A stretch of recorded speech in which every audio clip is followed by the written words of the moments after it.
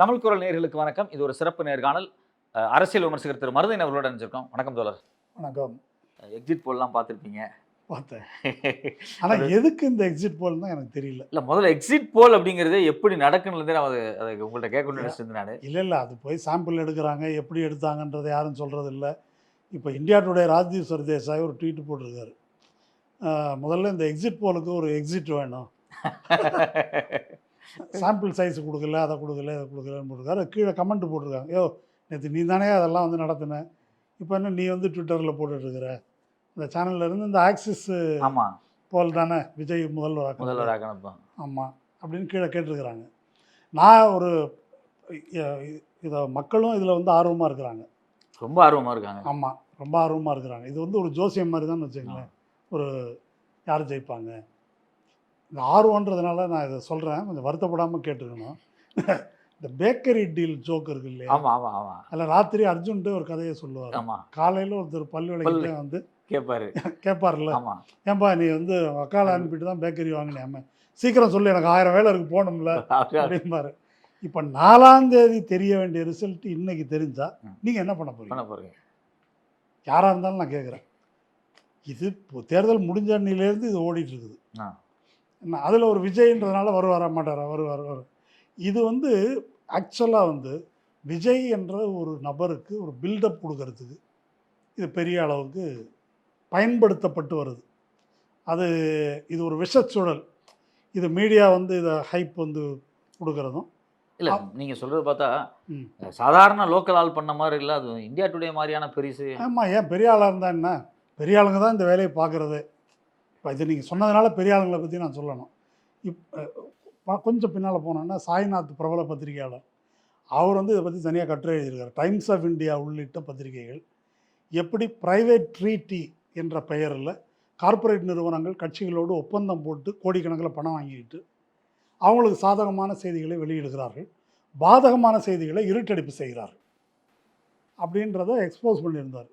அதுக்கு வந்து காசு வாங்கிட்டு கவர் வாங்கிட்டு செய்கிறான்னு சீப்பாக பேசுவீங்க. ஒரு கார்ப்பரேட் நிறுவனம் இதுக்கு பேர் வந்து பிரைவேட் ட்ரீட்டி, தனிப்பட்ட ஒப்பந்தம். இது ஒன்று. அடுத்தது பின்னால் தெஹல்கால இருந்த ஆஷிஷ் கேத்தான் அவர் வந்து கோப்ரா போஸ்ட்னு ஒரு இதை நடத்தினார். அது பிஜேபிக்கு சாதகமாக செய்தி வெளியிட்டால் உங்களுக்கு நான் இவ்வளோ கோடி ரூபா தரேன் அப்படின்னு எல்லாம் தமிழ்நாட்டில் இருக்கிற தினமலர் உள்ளிட்டு எல்லார்ட்டையும் வந்து பேசி எல்லாருமே அதுக்கு ஒத்துக்கிட்டாங்க. அதுக்கு என்ன போட்டால் போச்சு கொடுங்க அப்படின்னு சொல்லி பேசுனதை வீடியோ எடுத்து அதை அம்பலப்படுத்து. இதுதான் இவங்களுடைய தரம். இதுக்கு மேலே இந்த ஒப்பீனியன் போல் இதனுடைய தரம் பற்றி தெரிஞ்சுக்கணும் அப்படின்னு சொன்னாங்க. ஒப்பீனியன் போலில் 2 இருக்குது. முதல்ல இருக்கிறது இது கருத்து கணிப்பல்ல, கருத்து திணிப்புன்னு சொல்லுவாங்க கட்சிகள் மற்றவங்க. முன்னால் சொல்கிறத உருவாக்குறதுன்னு சொல்லலாம். எக்ஸிட் போலில் என்னங்க இருக்குது? நான் ஓட்டு போட்டு முடிச்சாச்சு, இனிமேல் என்னங்க இருக்குது என்ன இருக்குன்றது 2024 தேர்தலில் நம்ம பார்த்தோம். 2024 400 பார்ன்றது தான் முழக்கம். எல்லாருமே சொல்லி வச்ச மாதிரி மோடி தான் வர்றாரு அப்படின்னு போட்டாங்க. 400 அதில் உச்சகட்டமாக போட்டவர் ஆக்சிஸ் 401. 400ன்னு போட்டால் அப்படியே இருக்கும் இல்லையா? 399ன்னு போடணும், இல்லை 401ன்னு போட்டாங்க. கடைசியில் ரிசல்ட் இப்படி வந்துச்சு. அதுக்கு இப்படி வந்துச்சுன்னு அவரை கூப்பிட்டு கேட்டாங்க. அவர் பேர் என்ன, பிரணவ் குப்தாவா அவரை போட்டு அவர் சேனல்லாம் அழுதார். அவர் சீனை போட்டாருன்னு போச்சு. அதில் உள்ள ஒரு முக்கியமான பிரச்சனை என்ன அப்படின்னு கேட்டால், இந்த போல் வந்து ஒரு சனிக்கிழமை வெளியே வருது. அது தேதி 2ன்னு நினைக்கிறேன், மே மாதம். சனிக்கிழமை போல் வருது. வெள்ளிக்கிழமை அன்னைக்கு ஸ்டாக் மார்க்கெட்டில் அந்நிய முதலீட்டாளர்கள் ஏராளமாக பணத்தை கொண்டு வந்து போடுறாங்க. ஆமாம், போடுறாங்க. சனிக்கிழமை அன்னைக்கு எக்ஸிட் போல் வருது. எக்ஸிட் போல் வந்து இப்படி சாதகமாக வருது. உடனே நம்ம சிறு முதலீட்டாளர்கள்லாம் ஆஹா மோடிஜி வர்றாரு அடுத்தது அப்படின்னு சொல்லிட்டு எல்லோரும் கையில் கொண்டு இருக்கிற பணத்தை பூரா குறிப்பிட்ட பங்கு, ஆமாம், எந்த பங்கில் போட்டாங்க நல்லதோ அது தெரிஞ்சது தானே. மோடியின் நண்பர்கள் நடத்துகிற கம்பெனிகள் இந்த அதில் கொண்டு கோடிக்கணக்கில் போடுறாங்க. சனி ஞாயிறு அடித்து தூள் கிளம்புது.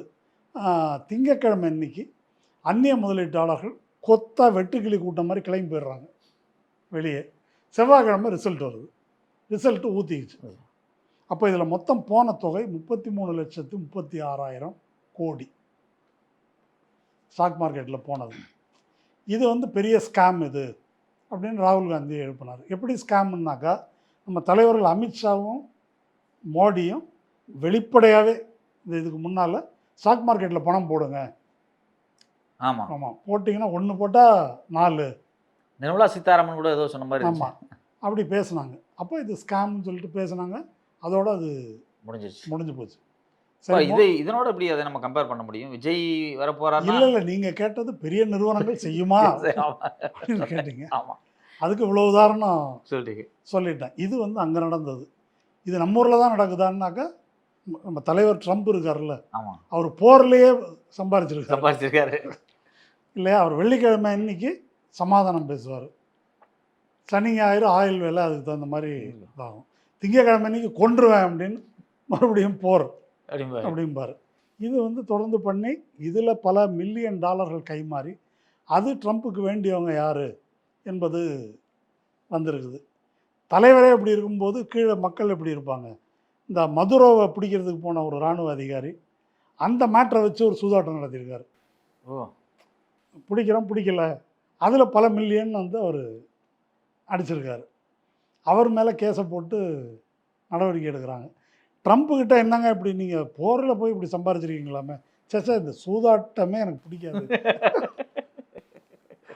அவர் தொழிலே ஆமாம் இல்லையா? கேசினோன்னு உடனே ஞாபகம் வருது, லாட்ரி தான் இவர் கூட இருக்கிறவர். ஆமாம், இந்த பக்கம் இருக்கிறவர் பிளாக் டிக்கெட் விற்றவர். இவங்க என்ன செய்ய மாட்டாங்கன்னு நீங்கள் சொல்கிறீங்கன்னு எனக்கு தெரில. இல்லை, எனக்கு என்னன்னா நம்ம ட்ரம்ப்போட கம்பேர் பண்ணுறோம், மோடி என்ன பெரிய ஆட்கள் இதெல்லாம் செய்கிறாங்க அப்படிங்கிறது குறித்து சொன்னீங்க. விஜய்க்கு என்னென்ன 4 நாள் ரிசல்ட் வரப்போகுது, விஜய்க்கு போய் இவ்வளோ ஹைப் கொடுப்பதால தமிழ்நாட்டுக்கு என்ன லாபம்? இல்லை தமிழ்நாட்டில் வந்து பார்த்தீங்க அப்படின்னா ஷேர் மார்க்கெட்டு உயரப்போதா, விஜய் ஜெயிக்க போகிறார் அப்படின்னா இந்த பதட்டத்தை எழுப்ப வேண்டிய தேவை ஏன் வருது? இல்லை, இது வந்து விஜய் வந்ததே எதுக்காக வந்தார் அப்படின்னு ஒரு கேள்வி இருக்குது. ஆமாம், எதுக்கையா வந்த, இப்போ என்ன பண்ண போகிற, நீ உனக்கு என்ன கொள்கை, எதுக்காக கட்சி ஆரம்பிச்சிருக்கிற, என்ன பிரச்சனைன்னு நம்ம ஊடகத்தினர் யாரும் கேட்கல.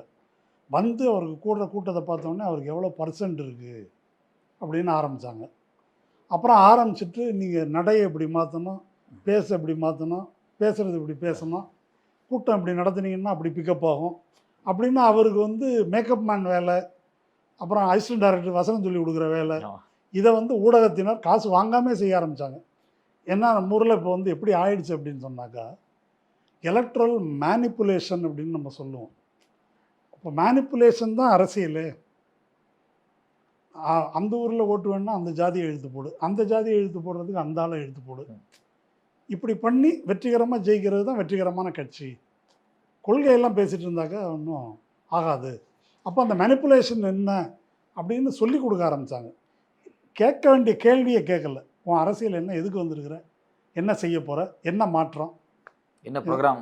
ஆமாம், இது எதையும் நான் வந்து மற்றவங்களெல்லாம் விட்டுருங்க, ஊடகத்தினரே அதை வந்து விரல் விட்டு எண்ணத்தக்க சிலரை தவிர கேட்கல. ஏன்னா அப்படி கேட்குற பழக்கம் ரொம்ப நாளாகவே போயிடுச்சு. தேர்தல் என்பது கூட்டணி என்பது வெற்றி பெறுவதற்காகங்க, அதில் வந்து கொள்கையெல்லாம் ஒன்றும் கிடையாது. அப்போ முன்னால் இருக்கிற கூட்டணி ஜெயித்த பிறகு இருக்காது. இதெல்லாம் வந்து ஒரு இன்னும் ஏற்றுக்கொள்ளப்பட்ட ஒழுக்கங்கள் மற்றும் நடைமுறையாக மாறிட்டதுனால இப்போ விஜய் வந்து அப்படி பில்டப் கொடுத்து வளர்த்தாங்க. விஜய் என்ற நபரை எதுக்கு பில்டப் கொடுத்து வளர்க்கணும்? அவர் வந்து பி டீமா சி டீமா இப்படியெல்லாம் கேள்வி எழுப்பினாங்க. அதுக்கு சில நோக்கங்கள் இருக்குது, தெளிவான நோக்கங்கள் இருக்குது. எம்ஜிஆர் என்ற நபரை வந்து ஒரு கட்சி உருவாக்க வைத்து செஞ்சதுக்கு இந்திரா காந்தி பீரியடில் என்ன நோக்கம் இருந்ததுன்னா, டிஎம்கே அபரிமிதமாக வெற்றி பெற்றது, ஆதமன்னார் குழு போட்டு மாநில சுயாட்சி தீர்மானம், இந்த மாதிரி அடுத்தடுத்த ஸ்டெப் அஃபென்ஸில் அவங்க போக ஆரம்பித்த உடனே இது ஆபத்து என்ற அச்சம் இந்திரா காந்திக்கு ஏற்பட்டது. இந்திரா காந்தியோட கூட்டணி வச்சு தான் ஜெயித்தது. இருந்தாலும் அது வந்து அதை எப்படி சரி செய்கிறது என்பதற்கு இந்த பார்ட்டியை உடைக்கணும், பார்ட்டியை உடைச்சி இப்படி பண்ணிட்டு போனாக்கா நம்ம காங்கிரஸை வளர்த்துடலாம் அப்படின்னு அப்போ கனவு கண்டாங்க. அந்த கனவு இல்லைன்னாலும் கூட அந்த பார்ட்டியை வந்து உடைப்பது, அதில் இருக்கக்கூடிய பொலிட்டிக்கலாக இல்லாத ஒரு ரசிகர் கூட்டத்தை இந்த பக்கம் கொண்டு வந்து அப்படி வளர்ப்பது. அவர்கிட்ட கொள்கை என்னன்னு கேட்டால் அண்ணாயிசம். அண்ணாயிசம்னா என்னென்னா கேபிட்டலிசம், கம்யூனிசம், சோஷலிசம் 3 கலந்து தான் அண்ணாயிசம் அப்படின்னு அவர் சொன்னது. இதெல்லாம் வரலாறு. பிரபலமான வசனங்கள். ஆமாம், வரலாறு. அதனால் அப்படி ஒரு ஆளை கொண்டு வந்து ஒரு கொள்கையற்ற ஒரு கூட்டத்தை வெற்றி பெற்று அதிகாரத்தை கைப்பற்றுவது மட்டும்தான். அப்போ எம்ஜிஆர் வந்து ஏங்க வந்தீங்க அப்படின்னா திமுக தீய சக்தி அப்படின்றத கொண்டு வந்தவர் அவர் தான். என்ன தீய சக்தி? அதெல்லாம் ஒன்று. கொள்கை என்ன? அந்த கொள்கை தான் நம்ம கொள்கை. இதுதானே அவர் சொன்னது. விஜய் சொல்கிறதும் அதுதான். உங்கள் கொள்கை என்ன? அதான் எங்கள் கொள்கை. இப்போ கூடுதலாக காமராஜையும் சேர்த்துக்கிட்டார். எம்ஜிஆரே காமராஜ் சேர்த்துக்கிட்டார். என்ன பெரியார் மைனஸ் நாத்திகன்றார் இவர். பெரியார் மைனஸ் நாத்திகன்னு சொல்லிட்டாரு. சரியா? அப்படி அதை உருவாக்கி ஒரு கூட்டத்தை உருவாக்குனாங்க. அது வந்து இப்போ காலி ஆயிடுச்சு. இப்போது பிஜேபியை பொறுத்த வரைக்கும் என்ன பிரச்சனை அப்படின்னு கேட்டால், தமிழ்நாட்டில் இது இந்து விரோத கட்சி அப்படின்னு சொல்லி ரொம்ப நாளாக முயற்சி பண்ணி பார்க்குறாங்க. அது பிக்கப் ஆக மாட்டேங்குது. அந்த முத்திரையில் வந்து சனாதனத்தை எதிர்க்கிறார்கள், கேஸை போடு அதை போடு, எதுவும் ஒன்றும் ஒர்க் அவுட் ஆகலை. இது பெரியாரை எதிர்த்து பிரச்சாரம் பண்ணி பார்த்தாங்க, ஒர்க் அவுட் ஆகலை. அப்போ அது எதிர்வினையாக வருது. அப்போ பெரியார் அடிக்கிறதுக்கு ஒரு ஆள் வேணும்னு சீமானை ஏற்பாடு பண்ணி அடிக்கிறதுக்கு வச்சாங்க. இப்போ திமுகவை அடிக்கிறது எப்படி அப்படின்னு சொன்னால், சீமான் ஒரு பக்கம் இவங்க தெலுங்கு வடுக வந்தேரி அதெல்லாம் சொன்னால் அதுவும் ஒன்றும் போனி ஆகலை. தமிழ் தேசியம் துரோகிகள், ஈழ துரோகி எதுவும் பிக்கப் ஆகலை. அப்போ திமுகவை அடிக்கிறது, டேமேஜ் பண்ணுறது, ஒரு திமுக வெறுப்பை எப்படி உருவாக்குவது? எம்ஜிஆரை வச்சு ஜெயலலிதாவை வைத்து உருவாக்கிய திமுக வெறுப்பு என்பதுக்கு எக்ஸ்பைரி டேட் ஆகிடுச்சு. அது முடிஞ்சு போச்சு. ஒரு ஜென்ரேஷனை தூக்கி வரல அப்படின்னு முடிஞ்சு போச்சு. ஆமாம். இப்போ என்ன செய்கிறது அப்படின்னா, அதுக்கு ஒரு ஆள் தேவை.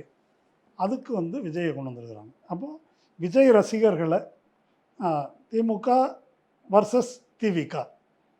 திமுக தான் எதிரி. ஏன் திமுக எதிரி? ஏனென்றால் நான் முதல்வராகிறதுக்கு அவங்க தான் தடையாக இருக்கிறாங்க. எனவே அவர் எதிரி. அவங்க தீய சக்தி. இப்போ சினிமாவில் வில்லன் மாதிரி தாங்க. என்ன இல்லை, அவர் என்ன சொல்கிறாருன்னா, திமுக வந்து ஊழல் கட்சி அப்படிங்கிறாரு. நாங்கள் வந்து ஊழல் இல்லாத ஆட்சியை கொடுப்போம். இதெல்லாம் எதுவுமே புது மேட்ரு கிடையாது. ஊழல் வாரிசு அரசியல்ன்றது இத்து போனது ரொம்ப. எல்லாரும் பேசிகிட்டு இருக்கிறது எல்லா கட்சியிலையும் இருக்குது. இது வாரிசு இல்லாத கட்சி உண்டா? இல்லை. ஊழல் இல்லாத கட்சி உண்டா? இல்லை. திமுக பண்ண ஊழலை வந்து செங்கோட்டையனை வச்சு நாங்கள் சரி பண்ணுவோம் சரி பண்ணோம்னாங்க. ஏங்க, ஊழலை நிறுவனமயப்படுத்தி எலக்ட்ரல் பாண்டுன்னு ஒன்று கண்டுபிடிச்சவரே அவங்க தான். அவன் வந்து ஊழலை பற்றி பேசிட்டு இருக்கான். அவன் கட்சி தான் வாரிசு அரசியல். இவங்க எல்லாரும் எடப்பாடி மகன்லேருந்து எல்லாரும் விஜயே வாரிசு அரசியல் தான். சினிமாவுக்கு வந்து வாரிசுன்ற முறையில் தான் இது வந்து இதெல்லாம் வந்து இத்து போன மேட்ரு. சும்மா அப்படி சொல்லிக்கலாம்.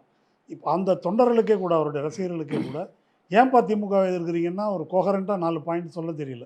சும்மா பொதுவாக பெண்களுக்கு பாதுகாப்பு இல்லை, இது இல்லை. அது இன்னைக்கு வரைக்கும் நான் ப்ராக்டிக்கலாகவே சொல்கிறேன். இன்னைக்கு வரைக்கும் தாவேகா தரப்புகளை சில பேர்த்த கேள்வி கேட்கும்போது, ஏதாவது பப்ளிக் பைட் எடுக்கும்போது கூட, நீங்கள் திமுக எதிர்ப்பு ஏன்னு கேட்டால் எதுவும் சொல்ல, அவங்களுக்கு எதுவுமே வரல. அவங்களுக்கு சொல்ல வேண்டியதில்லை. சொல்ல வேண்டியதில்லைன்றது தான் அதனுடைய சிறப்பு. இது தீய சக்தி. நீங்கள் இந்த கல்ட்டுன்னு சொன்னது இதனோட ஒப்பிட்டு பார்க்கலாம். இப்போது இல்லைங்க, ஏன் பறையர் சமூகத்தை வெறுக்கிறீர்கள் அப்படின்னு ஒரு ஆதிக்க சாதிக்கிட்டு அந்த போய் கேளுங்களேன். ஏன்? அவங்களெல்லாம் சரியில்லைங்க, அவங்கள நம்ப முடியாதுங்க, எல்லாம் திருட்டு, இப்படியே சொல்லிட்டு வருவாங்க. அது எப்படி அவங்க மொத்த கம்யூனிட்டியும் அதை சொல்கிறீங்க அப்படின்னா அதுக்கு விளக்கம் கிடையாது. இப்போது இந்த சாதிய மனோபாவம் வந்து தாழ்ந்த சாதி என்று அவர்கள் யாரை கருதுகிறார்களோ அந்த கம்யூனிட்டியே அப்படி தான். எப்படி இந்து அரசியல் வந்து முஸ்லீம் எல்லாருமே வந்து ஆமாம் வில்லன் அப்படின்னா அதுக்கு ஏதாவது லாஜிக்கு விளக்கம் தேவையா? அதுக்கு விளக்கம் தேவைப்படலை. அந்த மாதிரி பாணியில் இதை வந்து ப்ரெசன்ட் பண்ணுறது, அந்த மாதிரி இதை தயார்படுத்துவது. இப்போ நீங்கள் பெங்காலுக்கு, இப்போ அஸ்ஸாம் தேர்தலில் அந்த ஹேமந்தகுமார் பிஸ்வா இருக்கார் இல்லையா, ஆமாம், அவர் வந்து முஸ்லீம்களை வந்து நம்ம ஊரில் துலுக்கன்னு இதாக பேசுகிறது இருக்குல்ல, அப்படி அங்கே வந்து மியான்றது அப்படி மட்டும்தான் அந்த ஆள் பேசுகிறாரு இஸ்லாமியர்களை. வடகிழக்கு மாநிலத்தினுடைய அமித்ஷா அப்படிங்கிறாங்க அவரை. நம்ம பேசுகிறாரு. ஒன்று. ரெண்டாவது, இஸ்லாமியர்களை குறிப்பிடும்போது குஸ்பேட்டியான்னு தான் மட்டும்தான் சொல்கிறாரு. இல்லீகல். ஆமாம், அவங்க இல்லீகல் அப்படின்னு சொல்லிடுறாரு. இப்போ இந்த வார்த்தையை திரும்ப திரும்ப திரும்ப திரும்ப சொல்லும்போது அது வந்து மெஜாரிட்டி கம்யூனிட்டி இருக்காங்க இல்லையா, அவங்கள்ட்ட அது வந்து பதிய வைக்கணும். சாதிய மனோபாவம்னு சொல்கிறது இதாங்க. அது நமக்கு சின்ன வயசுலேருந்து ஜாதி சொல்லி அவங்களெல்லாம் சேராத அப்படின்னு சொல்லி வளர்க்கும்போது, ஏன் சேராத, எதுக்கு சேராத? அதெல்லாம் நீங்கள் வளர்ந்து உங்களுக்கு அறிவு வந்த பிறகு தான் வருது. ஆமாம், அதுவும் எத்தனை பேருக்கு அந்த அறிவு வருது? மிச்சம் பேருக்கு ஒரு பழக்கம். ஆமாம், இன்டர்காஸ்ட் மேரேஜுக்கு பெத்த பிள்ளையை கொள்கிற அளவுக்கு எதுக்காக போகிறாங்க? என்ன ரீசன் இதுக்கு? அந்த பையன் கெட்டவனா, குடிகாரனா, பொம்பளை பொறுக்கியா, ஏன்பா? அந்த லாஜிக்கெல்லாம் எனக்கு வேண்டாம், அவன் கூடாது அப்படின்ற மாதிரி. இந்த குஸ்பேட்டியா அப்போது இவர் நம்ம ஸ்ரீனிவாசன் ஜெயின்ற பத்திரிகையாளர், என்ன எப்படி சொல்கிறீங்க இல்லீகல் இமிக்ரெண்ட்டு அப்படின்னு பிஜேபிக்காரனை போய் கேட்குறாரு. மொத்தம் நீங்கள் என்ஆர்சியில் 19 லட்சம் பேர் அவங்கள முகாமில் கொண்டு போய் வச்சுருக்கிறீங்க. அதில் 7 லட்சம் பேர் தான் முஸ்லீம், 12 லட்சம் பேர் இந்து. அப்புறம் எப்படி இல்லீகல் இமிக்ரெண்ட்டு முஸ்லீம் எல்லாம் சொல்கிறீங்க நீங்கள்? அதெல்லாம் அந்த கணக்கெல்லாம் ஒத்துக்க முடியாது, அதெல்லாம் ஃப்ராடு. என்ஆர்சி சரியாக கணக்கு எடுக்கல. யோ, உன் ஆட்சியில் நடத்தினது தான் அது அப்படின்றாரு. அவனுக்கு ஒன்றும் புரியல. பிஜேபியில் பண்ணதா, அப்போ திரும்ப பண்ணணுன்றான். புரியுது. நீங்கள் இந்த பாயிண்ட்டை விஜயோட கனெக்ட் பண்ணி பார்க்குறது, விஜய் ரசிகர் மனநிலை இருக்கு இல்லையா, என்ன கொள்கை அப்படின்னு கேட்டால் அதை சொல்ல வேண்டிய அவசியம் இல்லை, தேவையில்லைன்னு சொன்னீங்க இல்லையா? ஆமாம், அந்த கல்ட் பிஹேவியரோட தான் பார்க்க வேண்டியது. ஜேம்ஸ் வசந்தனோட அந்த பெண்கள் சில விஜய் ரசிகர்கள் பேசிகிட்டு இருக்காங்க. அனிதாவுக்கு என்னாச்சுமான்னு கேட்குறாரு. தெரியல. அனிதா பேர்லேயே ஒரு இது ஒன்று ஆரம்பிச்சிருக்காங்க தெரியுமா அப்படின்னு அவர் சொன்னால் அதுக்கு பதில் தெரியல. பெண்கள் ரேப்பிஸ்ட்லாம் தப்பிச்சு போகிறாங்க அப்படின்னாரு. எங்கே தப்பிச்சு போனாங்க? ஏதாவது ஒரு கேஸ் சொல்லுங்கள். அது நான் தெரியல. அப்போ அது தேவையில்லை அவர்களுக்கு. இந்த ஒப்பீனியன் தான் தேவை. இப்போது இந்த மாதிரி ஒரு திமுக வெறுப்பை ஏற்படுத்துவது, அப்படி ஒரு கான்ஸ்டிடுவன்சினா ஒரு மக்கள் திரள், அதை உருவாக்குறதுன்றது தான் அஜெண்டா. அதை ஒட்டி ஒரு ஆல்டர்னேட்டிவ் பில்டப் கொடுத்து வளர்க்கறது. அவர் இந்த படத்தில் ஏதோ சாட்டையெல்லாம் எடுத்துகிட்டு வர்றாராம், இந்த ஜனநாயகம் படம். ஆமாம், தெரியல. அது அவர் சாட்டை எடுத்துகிட்டு வர்றாரா இன்னும். எம்ஜிஆர் சாட்டை எடுத்துகிட்டு சினிமாவில் பல பேர் அடிச்சிருக்காரு. ஆனால் இந்திரா காந்தி, மொரார்ஜி தேசாயிலேருந்து அவர் பயப்படாத ஆள் கிடையாது. அதான் எம்ஜிஆருடைய தகுதி. அது மாதிரி தான் இவருன்னு வச்சுங்க. அது ஒன்றும் அந்த வகையில் ஒரு வாரிசுன்னு எடுத்துக்கலாம். அதான் அப்போது அந்த மாதிரி ஒரு இமேஜை உருவாக்குறது, இதை டேமேஜ் பண்ணுறது, அதுக்கப்புறமா இதை அப்புறப்படுத்திக்கிறது ஈஸி அவங்களுக்கு. யாரை? விஜய் அப்புறப்படுது. கேஜ்ரிவால் எப்படி கேஜ்ரிவால் எதுக்கு வந்தார்? அவருடைய அவதார நோக்கம் என்ன? அவருடைய அவதார நோக்கம் யூபிஏவை காலி பண்ணுறது, இந்தியா அகெயின்ஸ்ட் கரப்ஷன், இதை தான் நான் பண்ண போகிறேன் அப்படின்னு சொல்லிட்டு தான் அவர் வர்றாரு. ஆமாம், அவரையும் அந்த கிழவனரையும் கூட்டின்னு இது பண்ணார். கேஜ்ரிவால் கொள்கை என்ன? இவங்க ஜெய் ஸ்ரீராம்னா நான் ஹனுமன் சாலிசா அப்படின்றது. சிஏஏ ப்ரொட்டஸ்ட்டில் கம்ப்ளீட்டாக அந்த கோரிக்கையை அவர் ஆதரிக்கவே இல்லை. அந்த கூட்டத்தை எப்படி கலைக்கிறதுன்றதுல தான் அவருக்கும் பிஜேபிக்கும் போட்டி, வேறுபாடு. அதை பற்றி தான் அவங்க பேசிகிட்டு இருந்தாங்களே தவிர கேஜ்ரிவாலோட கதை அதுதான். இன்றைக்கி கேஜ்ரிவால் இடம் எங்கே? அது முடிஞ்சு போச்சு. அந்த கருவேப்பிலைக்கு எவ்வளோ வேலையோ அது முடிஞ்சிருச்சு, அதை தூக்கி போட்டுற வேண்டியதான். அதான் இப்போ கும்பலாக அந்த சாதா எல்லாரையும் கூட்டின்னு போயிட்டார். ஸோ அந்த இடத்துல இருக்கிறாங்க. அதனால் இந்த எக்ஸிட் போலில் இப்படி ப்ரமோட் பண்ண வேண்டியது தேவையாக இருக்குது. இது ஒரு பார்ட். நமக்கு ரிசல்ட் 4ஆம் தேதி தான் வருது. இந்த எக்ஸிட் போர்டில் இந்த பில்டப் கொடுக்கறதுக்கும் ரிசல்ட் 4ஆம் தேதி வருவதற்கும் இடையில் வேறு ஏதாவது திட்டம் பிஜேபிகிட்ட இருக்குதான்றது நமக்கு தெரியாது. ஏன் அப்படி சொல்கிறீங்க? இந்த என்ன பண்ணிட முடியும் அந்த கேப்பில்? தமிழ்நாட்டில் என்ன பண்ண முடியும், என்ன யோசனையில் இருக்காங்க எனக்கு தெரியாது. பெங்காலில் என்ன நடக்குதுன்னு என்னால் சொல்ல முடியும். சொல்லுங்கள். பெங்கால் நமக்கு ஒரு ப்ரிப்ரேஷன் வரும் இல்லையா? ஆமாம், பெங்காலில் நேத்திக்கு ஒரு கேஸ் போட்டிருக்கிறாங்க. மாநில அரசு ஊழியர்கள் இந்த தேர்தல் வாக்கு எண்ணிக்கைக்கு சூப்பர்வைசராக மாநில ஊழியர்கள் யாரும் இருக்கக்கூடாது அப்படின்னு ஒரு உத்தரவு தேர்தல் ஆணையம் போட்டிருக்கு. இதை எதிர்த்து இது எப்படி போடுறீங்க அப்படின்னு சொல்லி ஹைகோர்ட்டுக்கு போயிருக்கிறாங்க. அந்த நீதிமன்றத்தில் அவங்களுக்கு நீதி கிடைக்குமா அப்படின்றது எனக்கு தெரியாது. ரொம்ப புதுசாக இருக்குது, ரொம்ப அதிர்ச்சியாக இருக்குது. ஆமாம், இப்போ நீங்கள் நம்ம இந்த ஏற்கனவே இந்த 27 லட்சம் வாக்காளர்கள் நீக்கப்பட்டது பற்றி பேசியிருக்கிறோம். ஆமாம், ஒரு ரீஹேஷ் பண்ணி பாருங்கள். எஸ்ஐஆர் இந்தியா பூரா நடந்தது வேறு, பெங்காலில் நடந்தது வேறு. பெங்காலில் என்ன நடந்தது? 27 லட்சம் பேர் ஏன் இப்படி இருக்கிறாங்கன்னா ஸ்பெல்லிங் மிஸ்டேக்காக 27 லட்சம் பேர் வெளியே இருக்கிறாங்க. எல்லாரும் முஸ்லீம்ஸ் பெரும்பாலும். அதில் 2/3 முஸ்லீம்ஸு, மிச்சம் பேர் பெரும்பாலும் தலித்துகள், 90% தலித்துகள். இப்போ இந்த 27 லட்சம் பேரை நீக்குகிற ப்ராசஸ் எப்படி நடந்தது? இவங்களுக்காகவே எப்படி இதெல்லாம் உருவாக்கப்பட்டது? இப்போ இன்றைக்கி மாநில அரசு ஊழியர்கள் சூப்பர்வைசராக வேணாம் அப்படின்னு சொல்கிற பாயிண்ட் வேணாம். முதல்லேருந்து அது ஆரம்பிக்குது. ஒரு மாதம் முடியுது. ஒரு மாதம் முடிஞ்சு வெரிஃபிகேஷன் வரும்போது இஆர்ஓ வந்து செய்யக்கூடாது அதை அப்படின்றதுக்காக 8000 மைக்ரோ அப்சர்வர் அப்சர்வர் அது பெங்காலில் மட்டும்தான் நடக்குது. அந்த மைக்ரோ அப்சர்வர் வெளிமாநிலத்திலிருந்து கொண்டு வராங்க. என்ன இப்படி அட்டூழியம் பண்ணுறீங்கன்னு மம்தா பானர்ஜி போய் சுப்ரீம் கோர்ட்டில் கேட்டால், அப்படியா நான் அட்ஜுடிகேஷனுக்கு தனியாக ஆஃபீஸர் போடுறேன் நீதித்துறையிலேருந்து, இவனை நம்ப முடியல. ட்ரிபியூனல் இல்லை, அட்ஜுடிகேஷன். ஓகே, அட்ஜுடிகேஷன் ஆஃபீஸர் வந்து தான் 27,000 பேர் அப்படி நீக்கி இருக்கிறது. இந்த 27 லட்சம் பேரை நீக்கி இருக்கிறது. என்னங்க 27 லட்சம் பேர் நீக்கிருக்கீங்க, எல்லாரும் எல்லா ஆவணமும் கொடுத்துட்டோம், பாஸ்போர்ட் வரைக்கும் கொடுத்துருக்குறோம், அப்படியா அப்போ ட்ரிபியூனல் போடுறேன். ட்ரிபியூனல் போட்டாச்சு. ட்ரிபியூனல் என்ன பண்ணியிருக்குது? ட்ரிபியூனல் உத்தரவு போட்டது மார்ச் மாதம். இப்போ இன்றைக்கி நம்ம ஏப்ரல் முடிவில் இருக்கிறோம். இப்போ நேற்றுக்கு நடைபெற்ற தேர்தல் வரைக்கும் ட்ரிபியூனல் 1400 பேருக்கு க்ளீன் சீட்டு கொடுத்துருக்கு. விசாரிச்சு அதில் 15 பேர் தான் நீக்கியிருக்குது. இப்போ பர்சன்டேஜ் பாருங்கள், 1415 பேர் கேட்டதில் 1400 பேர் ஓகேன்னாக்கா, சுப்ரீம் கோர்ட் நியமித்த நீதித்துறை அதிகாரிகள் என்ன யோக்கியமாக வேலை பார்த்துருக்குறாங்க? நீதித்துறை தாங்க வேலை பார்த்துருக்குது. அதில் 1400 வந்து இப்போ உயர்நீதிமன்ற நீதிபதிகள், ஓய்வு பெற்ற நீதிபதிகள் தலைமையில் நியமிக்கப்பட்ட ட்ரிபியூனல் 1415 15 பேர் தான் செல்லத்தக்கதல்லன்னு சொல்லியிருக்கு. 1400 ஏற்றுக்கொண்டிருக்கு. அப்படின்னா இப்போ என்ன நடந்திருக்கு? 27,10,000 பேர், எக்ஸாக்டாக 10,000 பேர் ஓட்டு போட விடாமல் செஞ்சுருக்கிறாங்க. இது ஒரு பக்கம் இருந்தால் இப்போ வந்து இது வரைக்கும் நடந்திருக்குது, போடலை அவங்க. அப்புறமா தேர்தல் நடக்கிறதுக்கு பாராமிலிட்ரி ஃபோர்ஸ் என்னென்ன ரகமெல்லாம் இருக்கோ அத்தனையும் கொண்டு வந்து இறக்குனாங்க, இறக்கி மிரட்டினாங்க. இதெல்லாம் நடந்திருக்குது. தேர்தல் முடிஞ்சிருச்சு.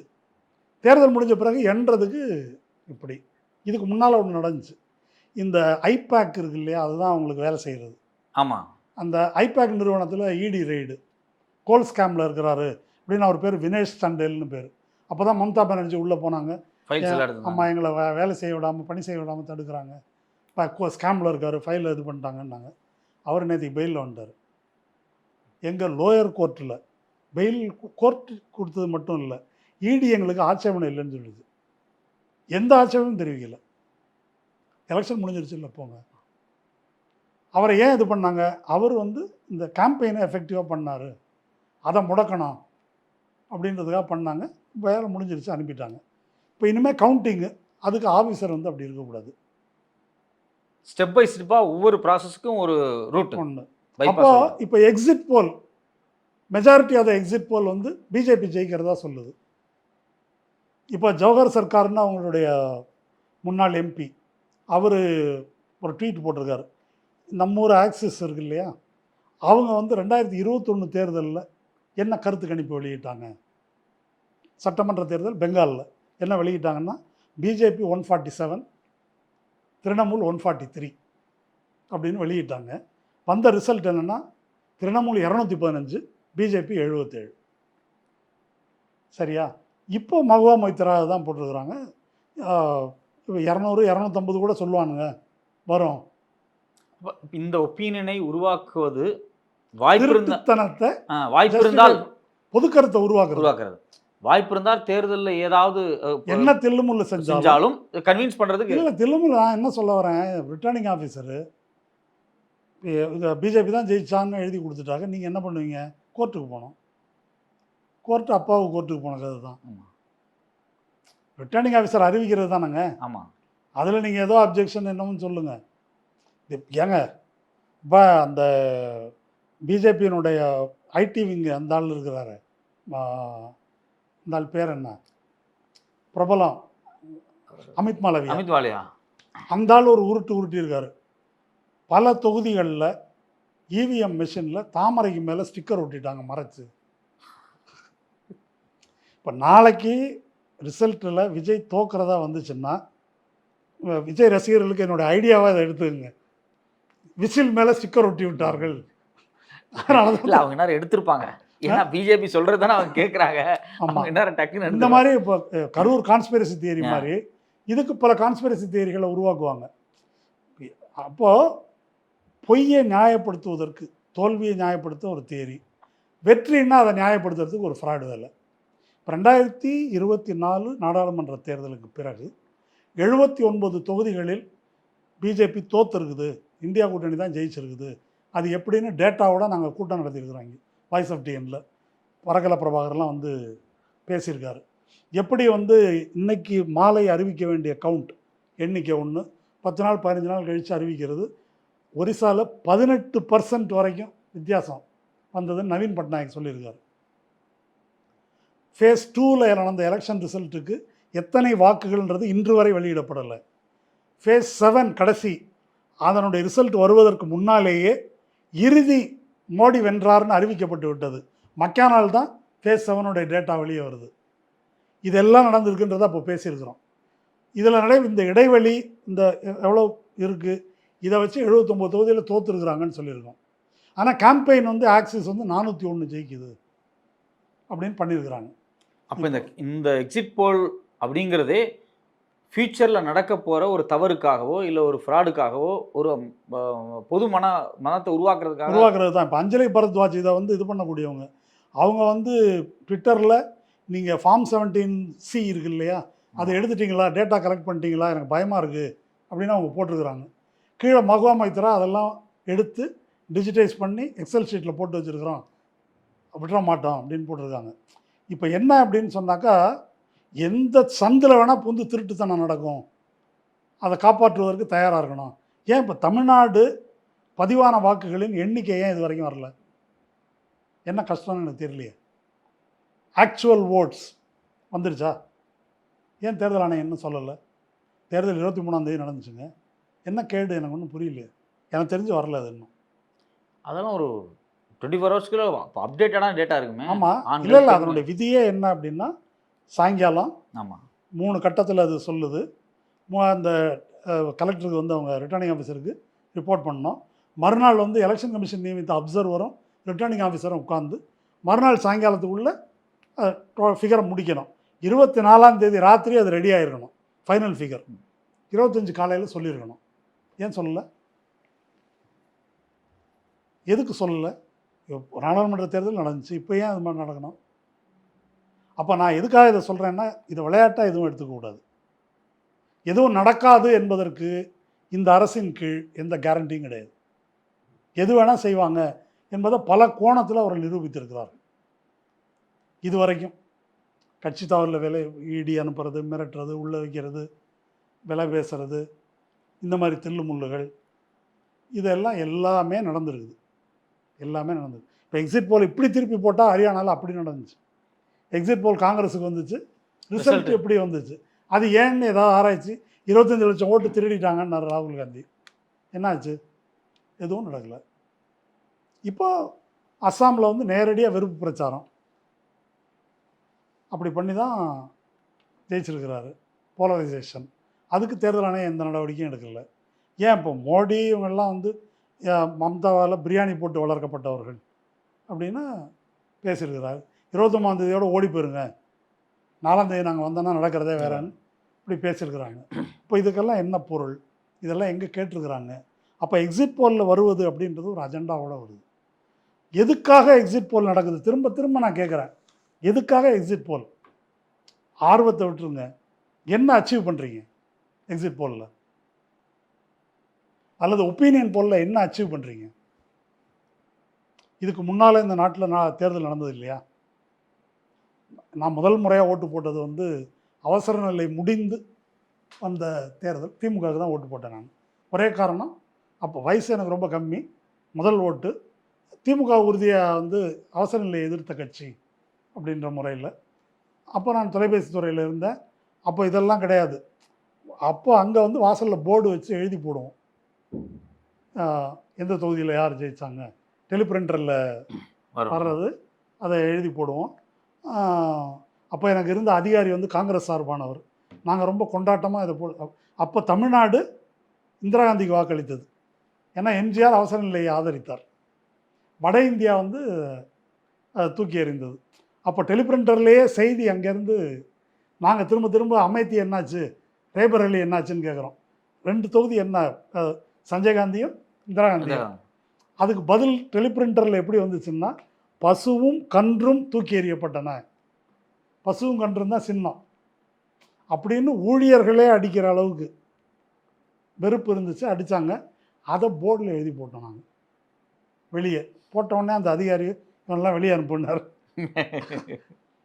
வெளியே வந்து கூட்டம் ஆரவாரமாக அதை வந்து கூட்டம் வந்து ஒரு 1000 2000 பேர் நின்று இதை பார்த்துட்டு இருந்தாங்க. இந்த கதையெல்லாம் எதுக்கு சொல்கிறேன்னா, முதல்ல நடந்த திமுக தேர்தலாக இருக்கட்டும், அதுக்கப்புறம் இந்த தேர்தலாக இருக்கட்டும், ஒப்பீனியன் போலும் கிடையாது, எக்ஸிட் போலும் கிடையாது. அப்பேற்பட்ட அவசர நிலையை வீழ்த்தி ஜனநாயகம் மீட்கப்பட்ட காலத்தில் அது கிடையாது. இப்போ எதுக்கு நடத்துறீங்கன்னாக்கா, இது வந்து ஒப்பீனியனை உருவாக்குவதற்கு. இது திட்டமிட்ட ஒரு முறை.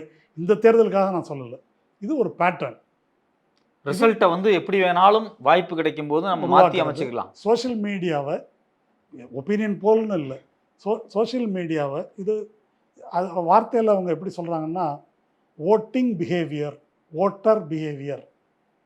இந்த வார்த்தையை மனிதர்களை இழிவுபடுத்துறது. பிஹேவியர் அப்படின்றது நடத்தை. இது விலங்குகளோட பிஹேவியரை வந்து நம்ம ஆய்வு செய்வோம். இப்படி பண்ணால் அந்த நாய் என்ன செய்யும், இதை செஞ்சால் அந்த பூனை என்ன செய்யும். இப்போ சுடுபால் குடித்த பூனைன்னு ஒன்று சொல்கிறோம். குடிச்சிட்டா அந்த விலங்கோட பிஹேவியர் வந்து இப்படி இருக்கும். இப்போது ஓட்டிங் எப்படி பிஹேவியர் ஆகும்னு எனக்கு தெரியல. இந்த வார்த்தையை வந்து அப்படி போடுறாங்க. ஓட்டிங் எப்படி பிஹேவியர் ஆகும்? Voting is a rational or emotional decision. வாக்களிப்பது என்பது உணர்ச்சி பூர்வமான அல்லது அறிவுபூர்வமான தெரிவு. ஏன் உணர்ச்சி பூர்வமானு சொல்கிறேன்? ராகுல் காந்தியை திமுககாரன் கொண்டுட்டான்னா சரி போடு எல்லாரும் எதிர்த்து, அது ஒரு உணர்ச்சி பூர்வமான முடிவு. அறிவுபூர்வமாக திமுக தான் கொண்டாங்களா, அதெல்லாம் தேவையில்லை எனக்கு, போடு அந்த மாதிரி.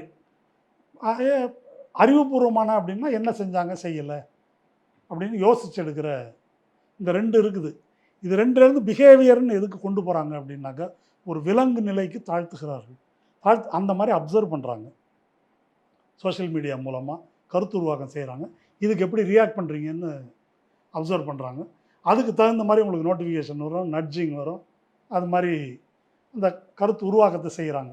அதனால் இப்போ இது நடக்கிற இந்த இந்த இந்த போலில், ஆய்வில் இந்த கணிப்பு என்பது எப்பொழுதும் பல இடத்துல வருது.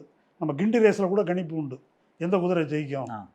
அப்போது அது வந்து குதிரையுடைய பிஹேவியர் இருக்குல்ல, பாஸ்ட் பிஹேவியர், அது இந்தந்த ரேஸில் ஜெயிச்சிருக்குது, ஆமாம், அதனுடைய சிறப்புகள் இதெல்லாம் சொல்லி அதனால் இந்த குதிரை, அது வந்து ஒரு ரேஷனல் டெசிஷன் மேக்கிங். பணம் கட்டுறவன் வந்து உணர்ச்சி பூர்வமாலாம் கட்டுறதில்லை, அறிவுபூர்வமாக தான். அவனுக்கு தெரிஞ்ச வரைக்கும் அறிவுபூர்வமாக எடை போட்டு வந்து கட்டுறான். இந்த தேர்தலில் ஓடுற குதிரை 4 குதிரை. ஸ்டாலின் ஒரு குதிரை, எடப்பாடி ஒரு குதிரை, சீமான் ஒரு குதிரை, விஜய் ஒரு குதிரை. இந்த 4 குதிரையோட பிஹேவியர் என்ன பண்ணாங்க, என்ன திட்டத்தை நிறைவேற்றினாங்க, என்ன கொள்கை, அதை இந்த எக்ஸிட் போல் கணக்கில் எடுக்கிறது இல்லை. இவர்கள் மீது வாக்காளர் கொண்டிருக்கும் கருத்து, எப்படி ஓட்டு போடுவாங்க, ஓட்டர் பிஹேவியர். ஓட்டர் பிஹேவியர் என்பது எதால் தீர்மானிக்கப்படுகிறது? இதை விஜய் கட்சி ஆரம்பிச்ச அன்னிலேருந்து நம்ம ஊடகத்தினர் பேசிட்டு இருக்கிறாங்க. எதுக்கு கட்சி ஆரம்பித்தா, என்ன கொள்கைன்னு கேட்கறது இல்லை. அவருக்கு இவ்வளோ கூட்டம் வருது, எப்படி ஜெயிக்கலாம், அவர் என்ன செஞ்சாக்க இது பண்ணலாம். நீங்கள் கொள்கையை சொல்லி, அவனுக்கே கொள்கை கிடையாது, நீ கொள்கையை சொல்லி வளர்க்கணும். எதை சொல்லி வளர்க்குறது? அது அவங்க நோக்கமே இல்லை. ஒரு ரசிகர் கூட்டத்தை இப்படி கன்வெர்ட் பண்ணுறது எப்படி, இதை ஓட்டாக கன்வெர்ட் பண்ணிக்கிறது எப்படி? 2000 ரூபாய்க்கு டிக்கெட் விற்று சேர்த்த கூட்டத்தை ஓட்டாக எப்படி கன்வெர்ட் பண்ணிக்கிறது? அது மட்டும் பத்தாது நமக்கு, அதை வச்சு இன்னொரு பெரிய கூட்டத்தை சேர்க்கறது எப்படி என்பது தான் அவங்களுடைய டிசைன் இல்லையா? நம்ம ஊடகவியலாளர்கள் ஸ்டூடியோவில் உட்காந்துக்கிட்டு அவர் இதை செய்யணும், அப்படி பண்ணணும், இப்படி திரும்பி பார்க்கணும், அது லைவ் பாட்டு, அவர் வரும்போது பாடல்கள் இந்த வேலையெல்லாம் பண்ணி அவர் வந்து பயங்கரமான பாட்டெல்லாம் எப்படி ராஜ நடக்கணுன்ற மாதிரி சொல்லி கொடுக்குற மாதிரி அவருக்கு அரசியலில் எப்படி இது பண்ணணும் அப்படின்னு இவங்கெல்லாம் டைரக்டர், சினிமாவுக்கு வேறு டைரக்டர், இவங்க உட்காந்து இப்படி சொல்லிட்டு இருந்தாங்க. அப்போது இது வந்து கீழே வந்து நீங்கள் ஃப்ரம் த டே 1 எதுக்கே கட்சி ஆரம்பித்த, உனக்கு அரசியல் சம்பந்தம் என்ன, கொள்கை உனக்கு, வெளியே வந்து பேசு, இப்படி கேட்க ஆரம்பிச்சிருந்தாக்கா, இது ஏன் சொல்கிறேன்னா, இதுதான் மக்களுக்கு அந்த பார்வையை உருவாக்குவது. எல்லோருக்கும் கட்சி ஆரம்பிக்க அது எங்களுக்கு தெரியும், அது என்ன பெரிய கண்டுபிடிப்பு, அது எல்லாருக்கும் தெரியும். எதுக்கு ஆரம்பிச்சேன்னு கேட்டால் எல்லோருக்கும் உரிமை உண்டுன்னாங்க. சினிமா நடிகர் அரசியலுக்கு வரக்கூடாதா? ஆமாம், இது யார் இப்போ கேட்டாங்க, வரக்கூடாதா? ஆமாம், நீ என்ன செய்கிறதுக்காக ஆரம்பித்த, உன் கொள்கை என்ன, அப்படி கேட்டாக்கா மக்களுக்கு அப்படி கேட்கறதுக்கு பழக்குவோம். அப்படி இல்லாமல் ஒரு மாற்றம் வேணுங்க. இருக்கட்டுமே, அமாம் சோப்பே தான் யூஸ் பண்ணணுமா? ஒரு ரெக்ஸோனா யூஸ் பண்ணுங்க, ஒரு மார்கோ சோப்பு ஒன்று, இந்த மாதிரி இருக்குது. இது அமாமுக்கு இதுக்கு என்ன, அதனால அதெல்லாம் வேண்டியதில்லை. என்னங்க இதே தானா? நம்ம ஹோட்டலில் போய் சாப்பிட்றது திரும்ப திரும்ப இட்லி தோசை தானா? புதுசாக எதுனா இல்லையா அப்படின்னு அது எதுக்குங்கன்றது கேள்வியெல்லாம் இல்லை.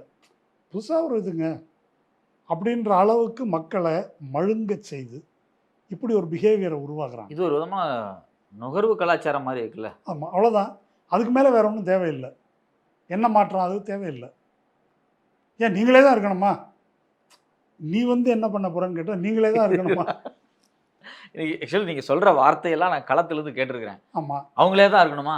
வேற ஆள் வரக்கூடாதா? நீ எதற்காக வருகிறாய்? ஆ. இங்கே என்ன தப்பு நடக்குது? இதுக்கு மேலே நீ என்ன செய்ய செய்ய போற? போற. அத ஒரு தவறு நடக்குதுன்னு நீ சொல்ற அப்படின்னா, அத ஒழிக்கிறதுக்கு என்ன என்ன திட்டம் செய்ய வச்சிருக்க? போற? என்ன திட்டம் நீ வச்சிருக்க? ஓட்டு போடுறேன்னாக்கா அங்கே என்ன எதிர்பார்த்து ஓட்டு போட்ட? எது நடக்கலை என்பதற்காக இங்கே போடுற. இந்த பாயிண்ட் எல்லாம் தேவையில்லை என்ற முறையில் இவர்களை சிந்திப்பதற்கு நாயை பழகுற மாதிரி பழகுறாங்க. அதனால தான் பிஹேவியர்ன்றது வருது. இப்ப நீங்க சொல்றீங்க இல்லையா? ஒரு நாய பழக்கிற மாரி பழக்குறாங்க. இந்த மனநிலையை ஒரு பிஹேவியர்ல கொண்டு வர்றாங்க. இத ஒட்டுமொத்தமாக செய்ய நபர்கள் யார்? செய்கிற நபர் வந்து இது ஒரு சிஸ்டமாக ஒர்க் பண்ணுது. ஒரு பார்ட்டி, அதுக்கு கீழே வந்து அதுக்கு அதுதான் ஸ்ட்ராட்டஜிஸ்ட்ன்றாங்க. என்ன இதுல ஊடகங்கள பத்தி நான் கேட்கிறேன். ஊடகங்கள் எப்படி இதுக்கு வந்து துணையா இருக்கு அப்படின்னு? ஊடகங்கள் எப்படி புதிய தலைமுறை தான் அதுக்கு தலைமகன். எப்படி துணையாக இருந்தாங்க? பல்லு விளக்கிட்டார், புறப்பட்டு விட்டார், குளித்து விட்டார். இல்லை 10, 15 லைவ் போட்டாங்க. அது ஆமாம், விமர்சனமாச்சு. ஆமாம். இது நான் சொல்கிறது ஒரு சேனல். இப்படி மோடிக்கு வந்து பில்டப் கொடுத்த பல சேனல்கள் உண்டு. இது சேனல் மற்றும் பத்திரிகையாளர்கள், அதுக்கு முட்டு கொடுக்கக்கூடிய பத்திரிகையாளர்கள். நான் என்ன கேட்குறேன், நீங்கள் திமுகவை ஆதரிக்கணும், இதை ஆதரிக்கணும், இதெல்லாம் சொல்லலை. அந்த பாயிண்ட்டுக்கே நான் வரல. நீங்கள் கேட்க வேண்டிய கேள்வி, தமிழ்நாடின் பிரச்சனை என்ன? அந்த பிரச்சனையை திமுக ஏன் என்ன செய்யலை? நீங்கள் என்ன செய்ய போகிறீங்க? இப்போ நேற்று வந்திருக்கு டேட்டா, திரும்ப 2வது முறையாக ஹைலி பர்ஃபார்மிங் ஸ்டேட்டு ஜிடிபி வந்து அதிகம் அப்படின்னு வந்திருக்குது. அப்போ ஏன் இது எல்லாமே சென்ட்ரல் கவர்மெண்ட் டேட்டா, வேறு யாரும் கொடுக்குற டேட்டா கிடையாது. ஏன் சோஷியல் டெவலப்மெண்ட் இண்டெக்ஸில் தமிழ்நாடு மேலே இருக்குது? அதுக்கும் திமுக ஆட்சிக்கும் சம்மந்தம் இல்லை, யாரோ பண்ணுறாங்களா? அப்போ இதுக்கு மேலே நீங்கள் என்ன பண்ண போகிறீங்க? ஏன்னா கம்பேரிட்டிவாக மற்ற மாநிலம் எல்லாத்தையும் விட இது ஒரு பெட்டர் பொசிஷனில் இருக்குது. காசு குறைவாக தான் வாங்குகிறோம், கொடுக்குற காசுக்கு. இவ்வளவு ஓர வஞ்சனைகளுக்கு தாண்டியும் இங்கே பர்ஃபார்ம் பண்ணியிருக்கிறோம் அப்படின்னு சொன்னால் இதுக்கு மேலே இதில் என்ன குறை? நீங்கள் என்ன இதுக்கு மேலே செய்ய போகிறீங்க? இந்த எந்த ஓரத்துக்குள்ளேயும் நான் போக வேண்டாம், போகாமலேயே அரசியல் ரீதியாக ஒரு முடிவு எடுப்பேன் என்று சிந்திக்கிற மக்கள், அதை நியாயப்படுத்துவதற்கான ஒரு மெத்தட், இந்த பிஹேவியரை உருவாக்குறாங்க. அந்த பிஹேவியரை உருவாக்குவது, அதுக்குள்ளே மோசடிகள், பிஜேபி செய்யக்கூடிய மோசடிகள், அதை நியாயப்படுத்துவது, அதுக்கு தகுந்த மாதிரி ஒப்பீனியனை கிரியேட் பண்ணுறது. நீங்கள் ஆக்சிஸ் போல் பிஜேபி ஜெயிக்கும், ஒவ்வொரு முறையும் மோடி நாங்கள் தான், போன வாட்டி தேர்தலில் சொல்லலையா, 400 பார் கான்ஸ்டியூஷனை திருத்துறோம். இப்போது ஒரு இதில் வந்து பேண்ட் வேகன் எஃபெக்ட்னு ஒன்று இருக்குது. கும்பலோட கோவிந்தான்றதனுடைய மொழிபெயர்ப்புன்னு வச்சுக்கோங்க. அதுதான் ஜெயிக்கிற கட்சி அப்படின்னா அதை ஏற்படுத்துவது, அதை உருவாக்குவது. அது எதுக்கு ஜெயிக்கிறான், ஏன் ஜெயிக்கிறான், நல்லதா கெட்டதா, அதை பற்றி தேவையில்லை. அது ஜெயிக்கிற கட்சி போடுமே, அதுதான் என்ன இப்போ. அப்போ இந்த மாதிரி இல்லை. நீங்கள் இப்போ இதில் எனக்கு ஒரு கேள்வி என்ன, இந்த கும்பல் கலாச்சாரம், இந்த வந்து பிஹேவியர்ஸ் நாங்கள் ரெடி பண்ணுறோங்க. இப்போ இதில் ஒரு பெரிய உரையாடலை, எக்ஸிட் போலாக இருந்தாலும் சரி, எக்ஸிட் போலுக்கு முன்னாடி வர உரையாடல் என்னென்னா, மாணவர்கள் ஓட்டு, அதாவது இளைஞர்கள் ஓட்டு, கல்லூரி மாணவர்கள் ஓட்டு விஜய்க்கு, பெண்கள் ஓட்டு விஜய்க்குப்பா, காவல்துறையில் இருக்கவங்களாம் நிறைய பேர் விஜய்க்கு தான்ப்பா ஓட்டு போடுறாங்க. இப்படி செக்டார் வைஸாக சொல்கிற மாதிரியான ஒரு உரையாடல் நிறையா நடக்குது. இல்லை, அது திட்டமிட்டு உருவாக்கப்படுதுன்னு நான் சொல்கிறேன். இது உருவாக்கப்படுகின்ற இந்த உரையாடலை அதுக்கப்புறம் அவங்களே நம்ப ஆரம்பிப்பாங்க, அந்த பிரிவினர். இல்லை, அதில் எனக்கு ஒரு சின்ன இதுனா, ஐடி செக்டார் மொத்தமும் விஜய்க்கு தான்ப்பா போட்டிருக்கு அப்படின்னு ஒரு டிஸ்கஷன் கிரியேட் பண்ணியிருக்காங்க. அதான் இது கிரியேட் பண்ணுறாங்கன்னு சொல்கிறேன். நான் என்ன சொல்ல வரேன்னா, சினிமாவில் ஒரு படத்தை எப்படி ப்ரமோட் பண்ணாங்களோ அந்த உத்தி வந்து இங்கே பயன்படுத்தப்படுது. சரியா? இது பிஜேபி அரசியலில் பண்ணியிருக்கிறாங்க, இங்கே இவங்க பண்ணுறாங்க. என்ன கேட்டால் பிஜேபியோட கிரிமினலாக இவங்க இருக்கிறாங்க. அப்படியே சினிமா பாணி தான். ஆமாம், ஃபுல்லாக பீக்கில் கொடுத்து வித்துட்டு இந்த மாதிரி அடுத்த நாள் படம் போச்சுன்னா அது அதை பற்றி இல்லை.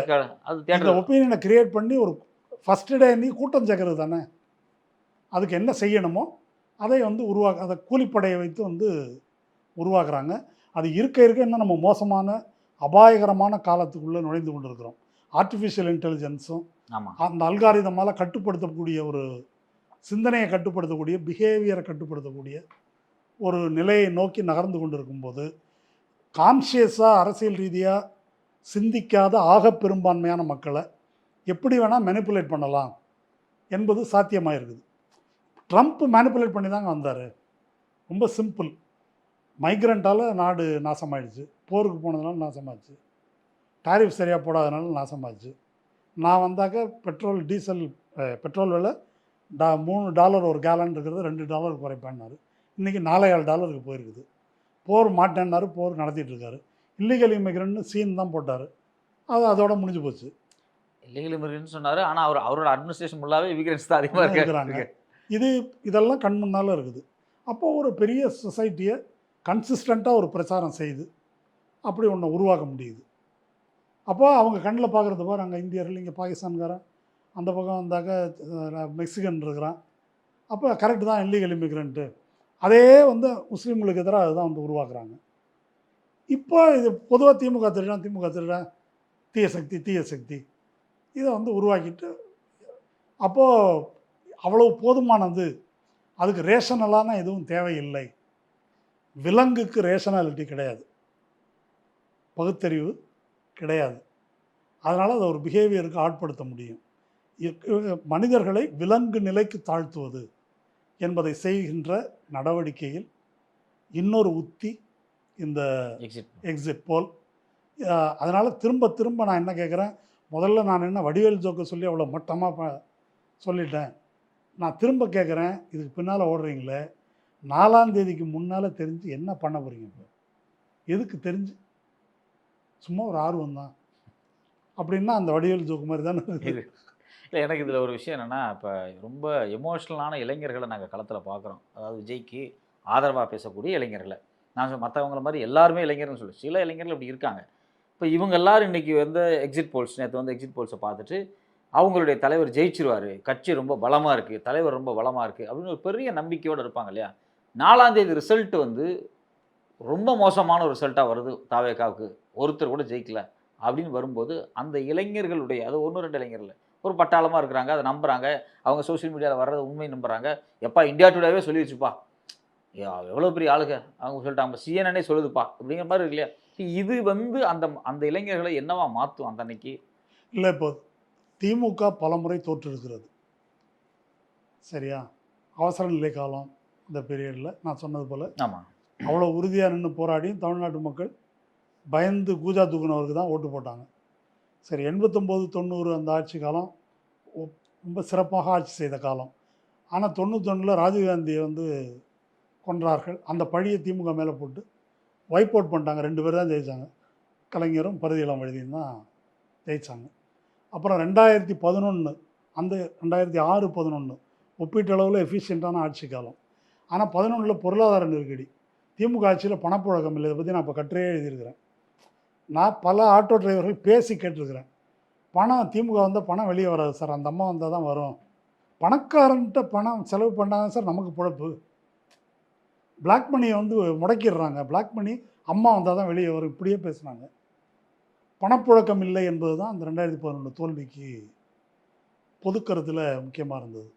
இப்போ இந்த தோல்விகள் நடக்கும். இப்போ விஜய் ரசிகர்களாக இருந்தால் தோல்வி அப்படின்னா ஏன் தோத்தோன்னு ரிவ்யூ பண்ணி பாருங்கள், யோசிச்சு பாருங்கள். அவன் இந்தியா டுடே சொல்லிட்டானே, அவன் சொல்லிட்டான், இதெல்லாம் இல்லை. அதான் திரும்ப சொல்லணேன், 2024 மோடி ஜெயிப்பான்னு தான் சொன்னாங்க. பிஜேபிக்காரன்லாம் சூசைடாக பண்ணிக்கிட்டான். இல்லை, பித்தலாட்டம் பண்ணி 79 தொகுதியில் ஜெயிச்சிருக்கிறாங்க. அப்போ நீங்கள் அதை யோசித்து பார்க்கணும். இன்னமும் கொஞ்சம் அறிவோடு யோசிக்கக்கூடிய மக்கள் இந்த நாட்டில் இருக்கிறாங்க. நம்ம அதுக்கு என்னன்னு பதில் சொல்லலை. அப்போது இந்த டிஎம்கே கவர்மெண்ட்டில் பயன்பெற்றவர்கள் இது பாசிட்டிவாக இருக்குன்னு கருதுகிறவங்க யோசித்து வாக்களித்திருக்கிறார்கள். அப்போ ஏன் அவங்க யோசித்தாங்க என்னன்றதை நீங்கள் யோசித்து பார்க்கணும். இதில் அப்செட் ஆகிறது விஜய்க்கு நேர்ந்து விட்டதல்ல தமிழகம். நீங்கள் அப்படி நினச்சிட்டு இருக்கலாம். ஒருவேளை விபத்தாக ஜெயிச்சிட்டாலும் விஜய், நீங்கள் நினைக்கிற மாதிரி ஜெயிச்சிட்டாலும் நாங்கள்லாம் கவலைப்பட மாட்டோம். உங்கள் ஆட்டம் 5 வருஷமே தாங்காது. எம்ஜிஆர்லாம் பல முறை தோற்றிருக்கிறார். அவர் வென்றதே கிடையாதுன்னு சொல்கிறாங்க. நாடாளுமன்ற தேர்தல், சட்டமன்ற தேர்தல், பல போராட்டங்கள். எம்ஜிஆர் வந்து 2 வருஷத்தில் எக்ஸ்போஸ் ஆகிட்டார். மீனவர்கள் மேலே துப்பாக்கி சூடு, விவசாயிகள் மேலே துப்பாக்கி சூடு, மாணவர்கள் மேலே தடியடி, அசிங்கப்பட்டிருக்கிறாரு. அது உங்கள் தலைவனுக்கு நடக்கும். அதனால் இதெல்லாம் சும்மா பேப்பரை வச்சுட்டுலாம் ஓட்ட முடியாது. அங்கே வந்து உட்காந்தா தெரியும். அதனால் உங்கள் தலைவர், உங்கள் கூட இருக்கிற 2 பேரும் கிரிமினல்ஸு. ஒருத்தர் பிளாக் டிக்கெட் விற்றவர், இன்னொருத்தர் பிளாக்கில் லாட்ரி டிக்கெட்டு, திருட்டு லாட்ரி டிக்கெட் விற்று அந்த காசில் இருக்கிறவர், மைக்ரோ ஃபைனான்ஸ்னு கந்து வட்டி நடத்தி சம்பாதிக்கிறவர். இப்படிப்பட்ட ஆட்களை வச்சுக்கிட்டு தான் வந்திருக்கிறீங்க ஒழுக்கமாக செய்கிறதுன்னு. இன்னொன்று கிரானைட் மாஃபியா ஒரு ஆளை கூட வச்சுருக்கிறீங்க, விஷ்ணு ரெட்டியோ ஏதோ ஒன்று, இந்த ஆள் கூட.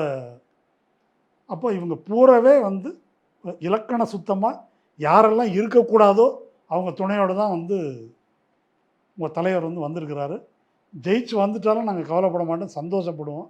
இந்த ஒரு தீங்கு வந்து ஒரேடியாக முடிஞ்சிடும், முடிக்காமல் விட போகிறதில்ல அதை என்ன. அதனால் அது கொஞ்சம் அறிவோடு யோசிங்க என்றது தான் வந்து இந்த எக்ஸிட் போல் பற்றிய கோரிக்கை. மற்றபடி ரொம்ப கல்ட் பிஹேவியரில் இருக்கிறவங்க கரூர் சதி கோட்பாடு மாதிரி புதுசாக ஏதாவது சதி கோட்பாட்டை உருவாக்கி அதனுடைய கதகதப்பில் குளிர்காயலாம். அந்த இளைஞர்களுக்கு ஏதாவது அவங்க ஒரு தவறான முடிவுகளை எடுத்து அது மாதிரி ரொம்ப முடிவு எடுத்தால் அதுக்கு விஜய் தான் பொறுப்பு. விஜய் தான் பொறுப்பு.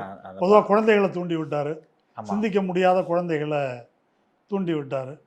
அதனால் அதான் இந்த முக்கியமாக இந்த சோஷியல் மீடியா இந்த பிஹேவியரை உருவாக்குறதுல நட்ஜிங் அப்படின்றது முக்கியமானது. ஆங்கில வேர்டு நட்ஜிங்கிறது நச்சரிக்கிறதுன்னு சொல்லலாம். ஆமாம். நமக்கு நோட்டிஃபிகேஷன் திரும்ப திரும்ப ஒரு இது வருது இல்லை, இதை பாரு இதை பாரு இதை பாருன்னு. குழந்தைகள் வந்து பெற்றோர்களை நச்சரிப்பாங்க, எப்படி இதை வாங்கி கொடு அதை வாங்கி கொடு, அப்படி கேளுன்னு தான் சொல்லியிருக்காரு இவர். கிண்டல் ஜாய் கேட்ப இல்லை, அந்த மாதிரி கேளு ஓட்டு போட சொல்லின்னு இருக்காரு. அந்த குழந்தைகளுக்கு ஏதாவது நேர்ந்தால் அதுக்கு அவர் தான் பொறுப்பு. கிரிமினல் ப்ராசிக்யூஷன் ஒரு கேஸ் இல்லை, இதுக்கும் சேர்த்து கேஸ் போடணும், அதுக்கு அவர் பொறுப்பு என்பதை கூறி முடித்துக் கொள்கிறேன்.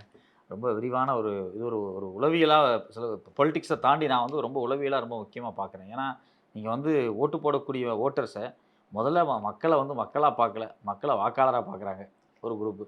வாக்காளருக்கு ஒரு அனிமல் பிஹேவியர் மாதிரி ஒரு பிஹேவியர் செட் பண்ண முயற்சி பண்ணுது. அது கூட டெக்னாலஜி வேறு ஒன்றா சேர்ந்துருக்கு அப்படிங்கும்போது ஒரு பயத்தை தான் ஏற்படுத்துது. தொடர்ச்சியாக விவாதிப்போம் தோழர். ரொம்ப நன்றி தோழர். நன்றி.